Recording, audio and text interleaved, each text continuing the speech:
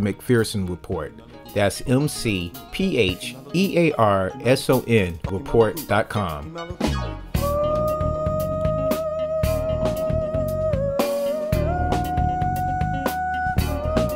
I said it's so funky.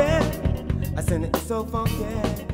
I said it's so funky. When somebody of the caliber of Larry Hamm stays, I mean, this guy was the top of his class at Princeton, could be anywhere, could make money anywhere, but he stays true to the cause. I mean, how many marches for young people who got killed by the police have I been on?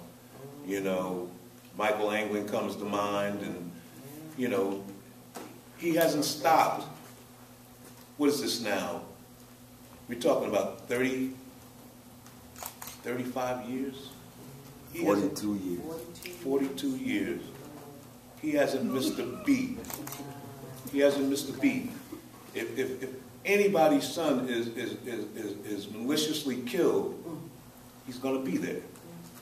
So, without further ado, somebody who I respect more than I think anybody in the world, my friend Larry Hamm. Thank you.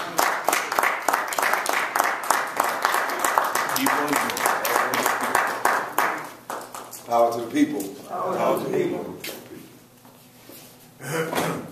I'm very glad to be back here in Jersey City, and back here for Black History Month. And yes, it's been 42 years in the struggle, but y'all, most of y'all been in it as long as I have, so don't act like that's a long time. So in fact, some of y'all been in the struggle longer than I have. Come on now. But yes, I got on this path well, really, formally, I got on this path in 1971. But the truth of the matter is that many of us were born onto this path. Yes, sir. We were born into the struggle. Yes, sir. The question is whether we chose to pick up the banner or not. But most of us were born into that struggle. I was born actually in Washington, D.C. in December of 1953.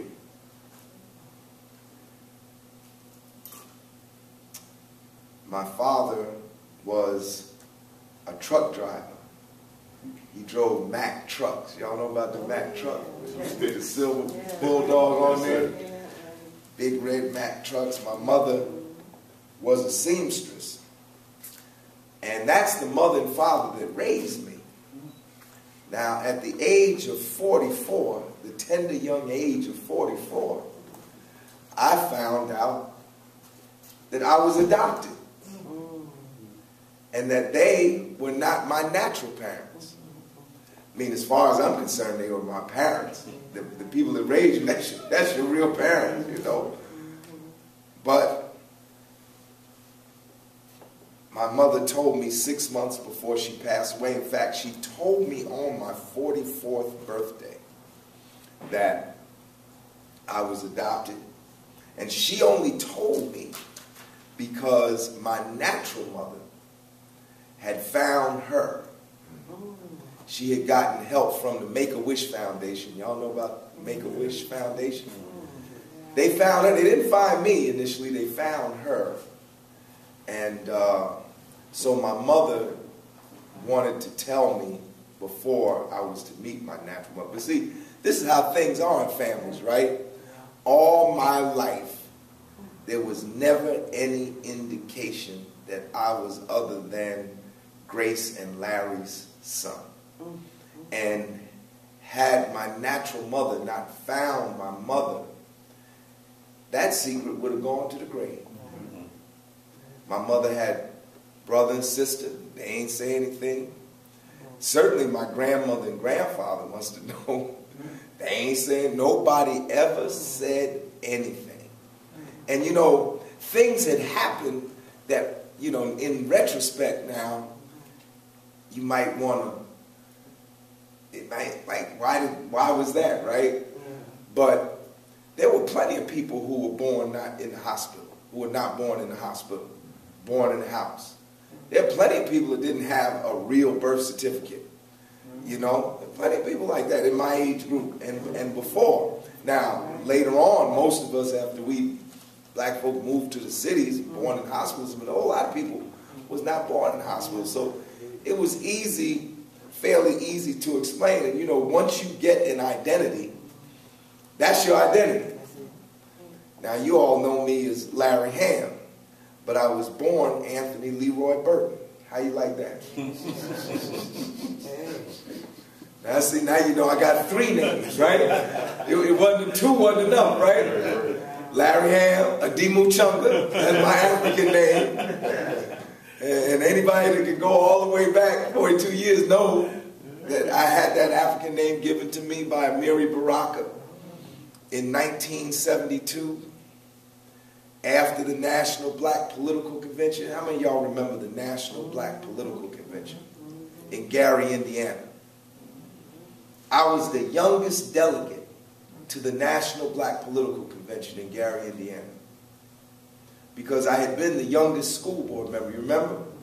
In 1971, I was appointed to the Newark Board of Education by Ken Gibson, who I saw just Sunday. We saw him right out in Nefu. He came to Essex County College. They honored him on the Open Line program, Kiss FM. You know, Gibson appointed me in July 1st, 1971, made me the youngest school board member in the history of the country. And at the end of my 3-year term, he said I was the worst appointment that he had ever made. And that's true. I'm not making this up. It was in the paper. But what was funny was we had a political event. We have an annual observance of the Newark Rebellion. And 2 years ago, we're having our observance. We're around the little monument that's there at the intersection of Springfield Avenue and 15th Avenue. You know, there's a little monument there that has the names of the 26 people that were killed in the Newark Rebellion. And we're all in a circle, and I look up, and who's standing there? Ken Gibson, you know, and his wife. This is 40 years later. He's standing there. And so, of course, him being the first black mayor ever elected of a major East Coast city, that was Gibson in 1970, coming out of the Black and Puerto Rican Convention that was held at Clinton Place Junior High School back then. Of course, we're going to give him an opportunity to speak. So Ken Gibson speaks. We hand him the mic. First thing he says, Larry Hamm doing a great job. 40 years later, I go from the worst appointment he had ever made. Larry Hamm doing a great job. But we are born into this struggle.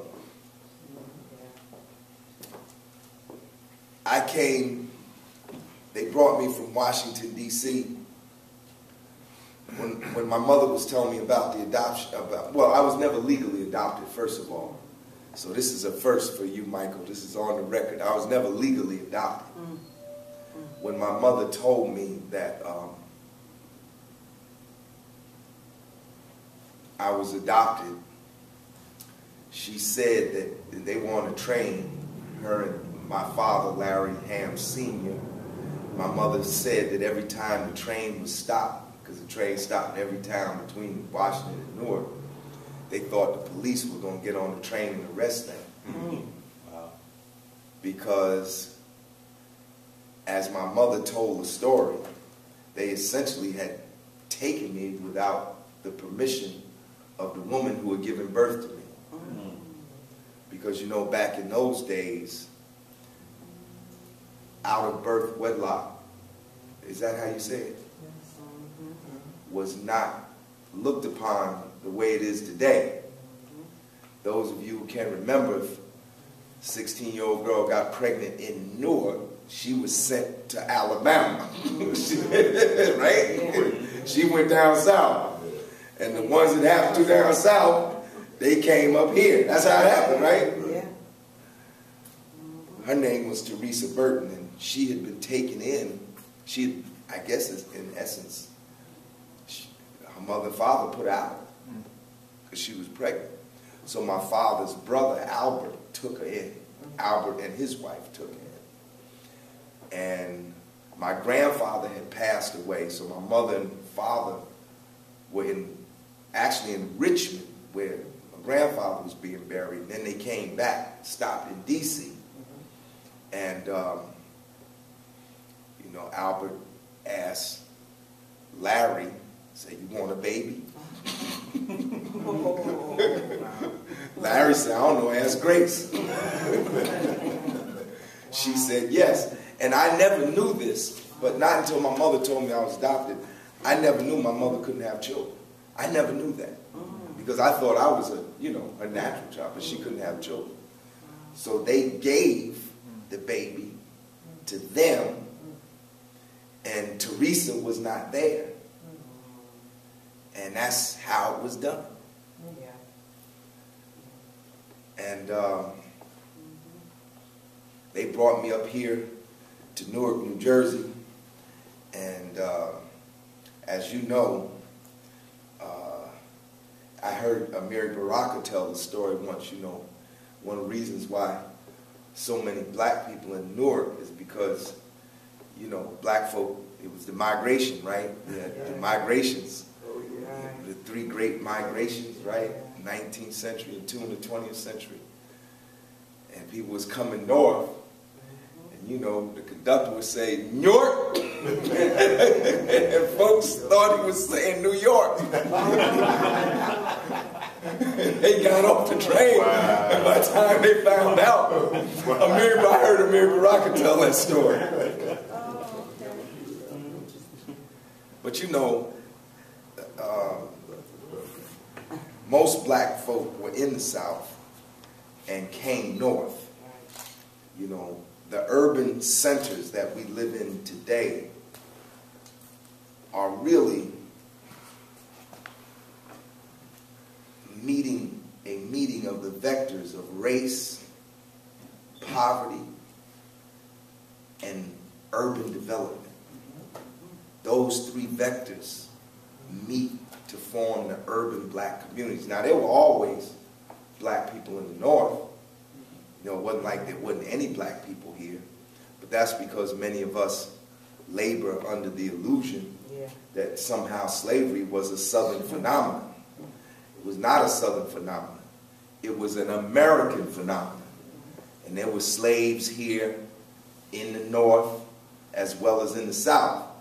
In fact, the most active slave port, I believe, after Charlotte was New York City. And Wall Street is where the auction block was. This country is, in essence, a rich and powerful country because, essentially, it stole the land of the indigenous people, got free land. You know, that should make you rich, right? And then they got free labor. They got stolen land from the indigenous people, the Native Americans, and then stole the Africans out of Africa. Du Bois says in The Suppression of the West African Slave Trade, 100 million taken out of the continent, 10 million actually make the trip. Most died in between. So there was slavery in the North. You know, this is the 150th anniversary of the Emancipation Proclamation. We're supposed to talk tonight about the struggle for social justice and freedom. But this is an important moment to try to explode some of the mythology around the Emancipation Proclamation, around the emancipation of the African in this country. And one of those myths is that slavery was a Southern phenomenon. It was an American phenomenon. And in fact, financially, the slave trade was actually dominated by the North. Financially. Now, the work was being done down in the South, and the plantations were in the South. But that whole system really was running on finance provided by banks and insurance houses that were here in the North. So, after New York City, the most active slave port on the East Coast was Perth Amboy, New Jersey. Why? Because Perth Amboy was a deep water port. You can go right now to the harbor, right? Perth Amboy, and stand on the wall there. I know because I've gone. It's the ship can come right up into Perth Amboy. And the most active slave port after Perth Amboy was Camden, New Jersey. And in fact, it was the Camden connection that really, you know, a lot of the slaves were brought into southern Jersey and into Pennsylvania. And you know how you feel when you go to South Jersey. You feel like you're in a different place, don't you? It doesn't feel the same, does it? You go into southern Jersey, you have a different feeling, because initially, southern Jersey and northern Jersey were parts of two different colonies. But later on were brought together. But the South was very much agricultural. And South Jersey was very much tied up into the political economy of the southern states. A simple equation. The South produced the raw goods, right? Cotton for the textile mills. Remember, New Jersey was a big textile state. You know, Patterson, Passaic, you know, big textile industry there.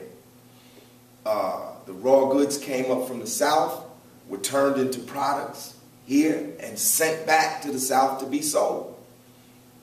Back and forth. And money was being made. And it wasn't just that money was being made from the slave system, there was slavery right here in New Jersey. And that's important to remember. You know, they made this movie, Lincoln, right? How many people saw Lincoln? They made the movie Lincoln. And it just happened to coincide. I know it was planned this way. It just happened to coincide with the 150th anniversary of the Emancipation Proclamation. But keep in mind that Lincoln did not win New Jersey in 1860. And he didn't win it in 1864. He didn't win Jersey either time. When Lincoln issues the Emancipation Proclamation on September 22nd, 1862, the state legislature of New Jersey nullifies Lincoln's power to emancipate slaves in the state. 13th Amendment, right? After the Civil War, 13th Amendment abolishes slavery, except if you're a criminal. Got to read that 13th Amendment. Read it, and it says, it tells you, slavery except if you're a criminal. So if you're a criminal, you essentially have no rights. So, but anyway, 13th Amendment abolishes slavery, 14th Amendment bestows citizenship, 15th Amendment, the right to vote. They needed 27 states. Remember, there were 36 states. 27 would be a 2/3 majority, or 3/4 majority, right? 4 times 9 is 36.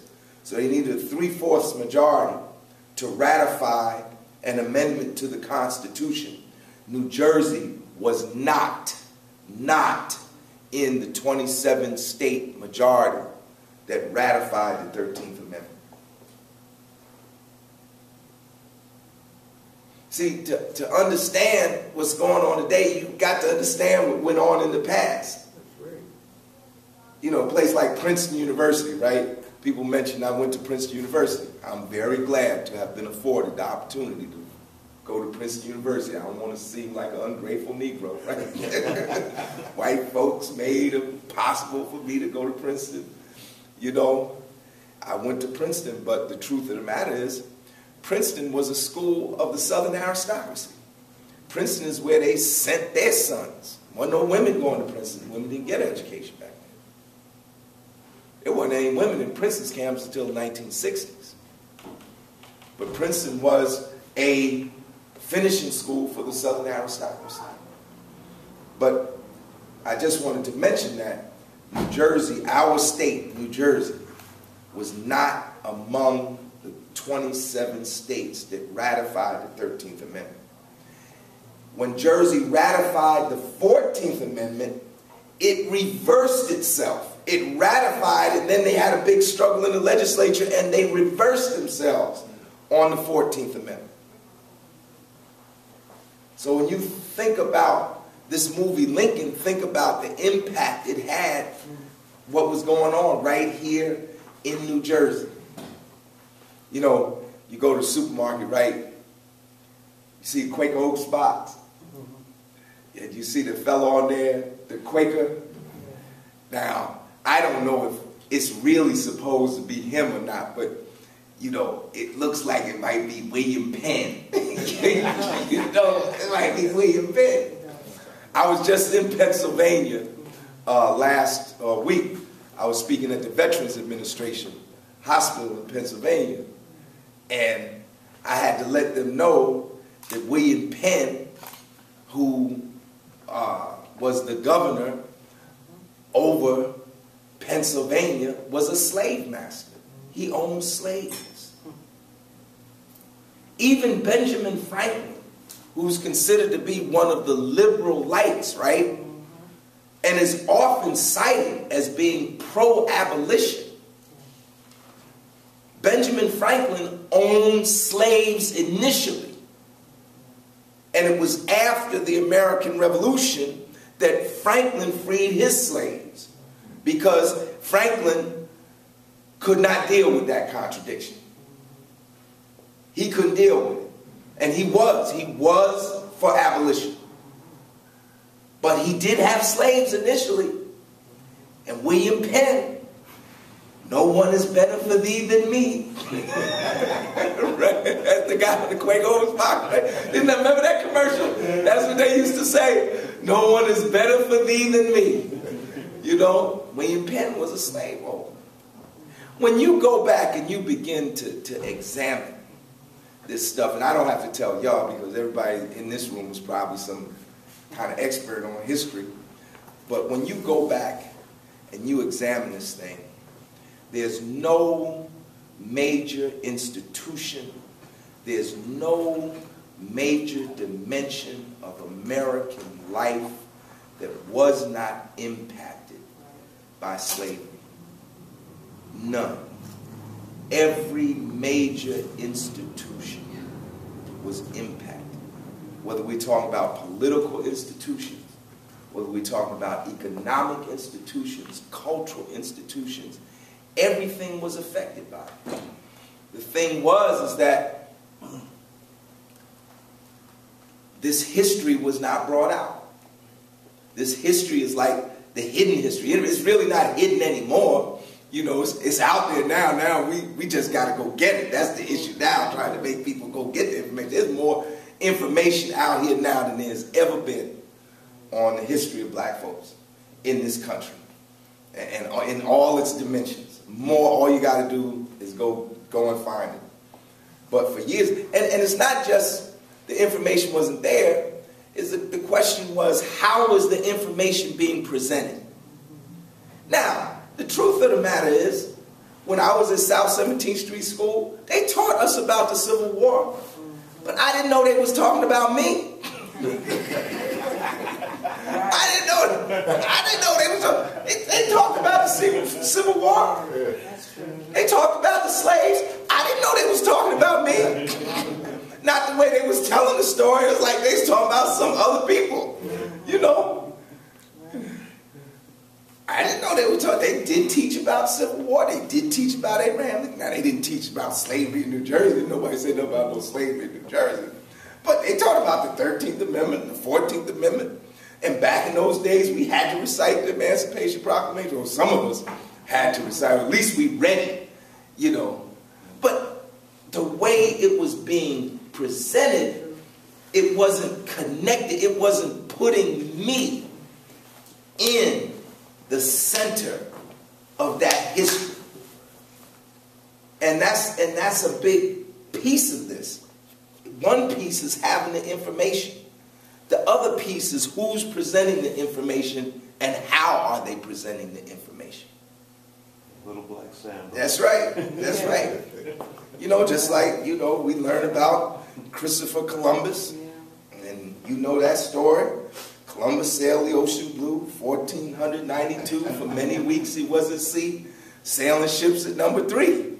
But nobody told us that those were slave ships. Columbus on the first voyage, not the second or the third, on the first voyage took slaves from the indigenous people, because that's who the first enslavement was. See, there was really two great enslavements. The first was the indigenous. They enslaved it. You read Eduardo Galeano, Open the Veins of Latin America, and how the effort was to enslave the Native American. And first 100 years or so of slavery in this Western Hemisphere was primarily with the indigenous people.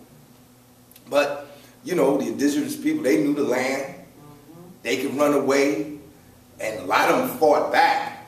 That's another big piece of history we don't get, you know, is Native American history. We don't get that history. And we certainly don't get the history of how they fought back. Fought back into the latter part of the 19th century.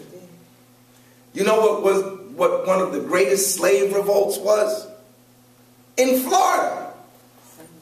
The Seminoles. That's right. Now you think the Seminoles is a people, right? Seminole is not a people. Seminole is a term. It means runaway. So what happened, and you read Katz, right? What's his name? Lauren Katz? Right, read him. Slaves run away, and they go and join up with the indigenous people in Florida. Them people fought. There was fighting, fierce fighting in Florida after the Civil War. They didn't sign a treaty with the Seminoles until the latter part of the 19th century. It was like 100 years war. They could not, some of the fiercest fighting the federal troops ever encountered was against the Seminoles. They ran Andrew Jackson out of there. But then Andrew Jackson put a spin on it and made himself like some great Indian fighter. They ran Andrew Jackson out of there. That's the one on the $20 bill, right? Yeah. Where my money at? Where my money at? You know, that's funny, right? They be talking about in the hip-hop records, give me some Benjamins. Yeah, right. Slave master. Andrew Jackson. A good Indian is what? A dead Indian. Now, he on the $20 bill. He was a slave master. You know that, right? He had slaves. Andrew Jackson. You know? But offered himself as a champion of the little man against the rich and the privileged, right? He's slave master. Slave master. But they don't teach us that.